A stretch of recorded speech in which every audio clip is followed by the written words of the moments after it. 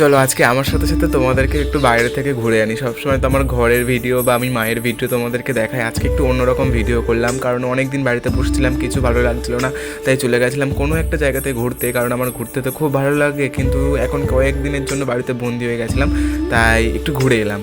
ভিডিওটা অ্যাকচুয়ালি সেরকমভাবে করা হয়নি যে তোমাদের প্রথম থেকে সবটা শেষ পর্যন্ত দেখাবো। আরে প্রথমত আমার এই উদ্দেশ্যটা ছিল না যে তোমাদের সাথে এই ব্লগ ভিডিওটা পোস্ট করব, ছিল একটা অন্যরকম উদ্দেশ্য। বাট কোনো একটা কারণে উদ্দেশ্যটা ঠিকই হয়েছে, ভগবানের আশীর্বাদে আর তোমাদের ভালোবাসাতে। আমি জানি ভগবান যা করে মঙ্গলের জন্যই করে।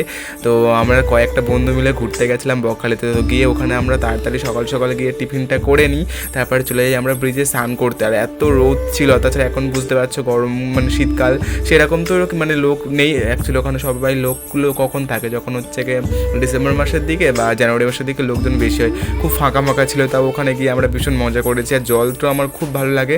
আর সত্যি কথা বলতে আমি ন্যাড়া হয়েছিলাম, আর আমার চোখের প্রবলেমের জন্য আমি সেরকমভাবে জলে নামতে পারিনি।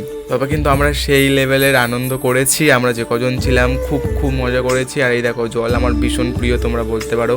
আর এই নোনা জলগুলো কত সুন্দর দেখতে লাগে। আর আমি না একটা মানে তোমার ওই কী বলে সমুদ্র মানে হাত ছোটো মতো একটা হাতে করে ধরে আনার ওরকম করতে চেয়েছিলাম। আমি কন্টেনারও নিয়ে গেছিলাম, কিন্তু মনে ছিল না যে ওই সময় আমি ওখানে নিয়ে যাবো। ওই জন্য বালি বা কোনো নড়ি টড়ি কিছু বলো আমি ওইগুলোর মধ্যে নিতে পারিনি। কিন্তু যতটা মজা করেছি, খুব খুব মজা করেছি, ভীষণই মজা করেছি। সেটা তোমরা দেখো।